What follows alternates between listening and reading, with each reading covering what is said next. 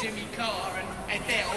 I'm from Grays in Essex. I signed on for 8 years. I lived on benefits myself. Well, not for the benefits. I've been able to live from quite severe heroin and crack addiction. So, I'm not suggesting that the majority of the service users and benefit users are using their benefits on. But like what?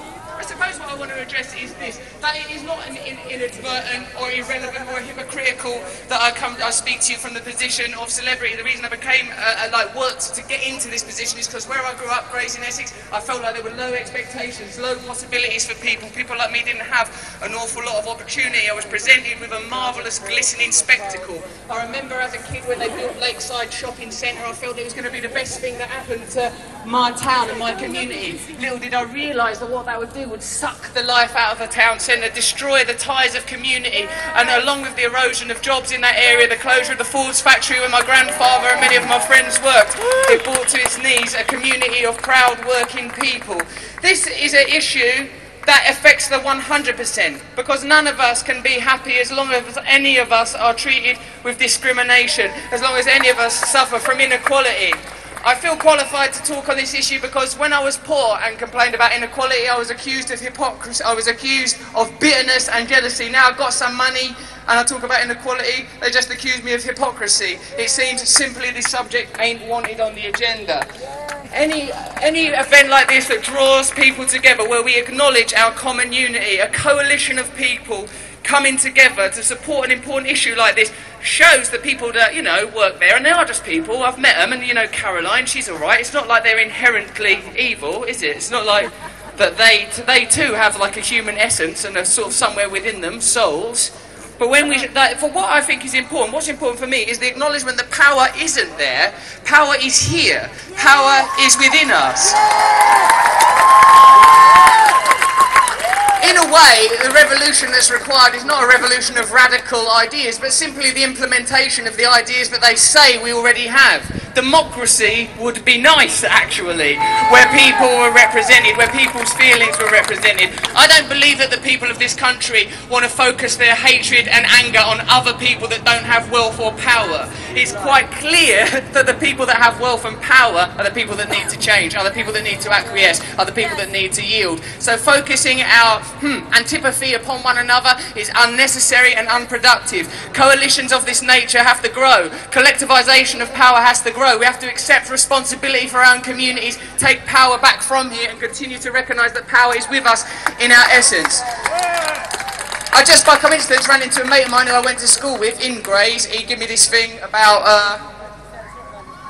firefighters. They rescue people, not bankers. Oh yeah, here's a thing I heard, so we should do that. That looked like I was throwing away the concept. I didn't mean that. Wear it.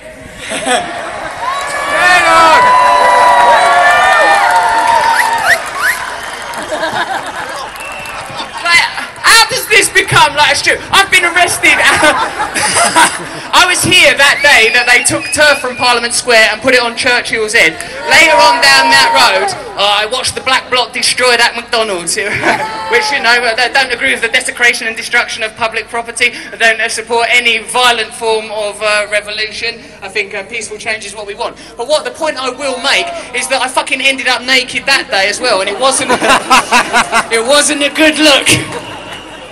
It was a particularly cold May day, I will add. Alright, hold on a sec. Hold the mic then, Sam.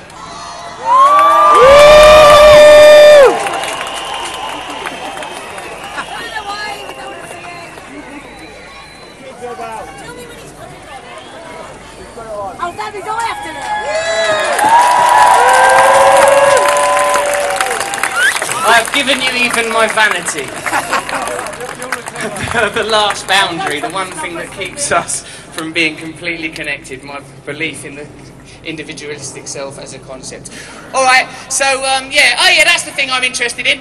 Like sort of when we're talking about austerity, like them principles that they do, that they deny us access to exist among them. They have fellowship and common unity among each other. When their friends in the financial industry fuck up and lose trillions and trillions of dollars, they are supported and they are bailed out. Then why do these principles not apply to us? It's not as if the administration and bureaucratic capability doesn't exist. Within the week that... Silence, please, dear friend. Silence, comrade. That in the week that followed the 9/11 attacks, the bank accounts of any person suspected of being involved in Al-Qaeda were frozen. Their assets were frozen and taken. Why are these principles not applied to the people that collapsed the financial industry in 2008? You know the answer to this rhetorical question is because they have common unity, they have a shared purpose. The people in this building, generally speaking, do not represent us, they represent their friends in big business. We know this. It's time for us to take back our power. The power has always been ours. It's time for us to take back our common unity. This will be a peaceful, effortless, joyous revolution. I'm very grateful to be involved with the People's Assembly. I'm very grateful to be asked to be here today. I want to give a plug to UK Uncut and their action next Saturday at Boots. Yeah, Boots. When is it? 3 o'clock next Saturday? Loots. Nice. Love a pun. Love a pun. This movement does need more humour. No puns ever. John Cleese. Okay, alright, so yeah, that'll be a good event to attend. And I think, you know, now it is effortless. Now I think the connection is occurring. I think that we will effortlessly ride to these kind of changes. We only have to make the decision within ourselves. Although even this loose coalition is falling apart just here. I'm really, really honoured to be here. I feel that this is where I belong. I know that there are no answers in fame or fortune or superficial pleasures. I know that the answers and happiness comes when we connect with one another, when we join together to look after one another. I'm very grateful to be a part of that process in any capacity. Thank you very much, all of you, for being here. I'll come hang out for a little while. Enjoy the rest of your afternoon. Cheers, everyone. Hey!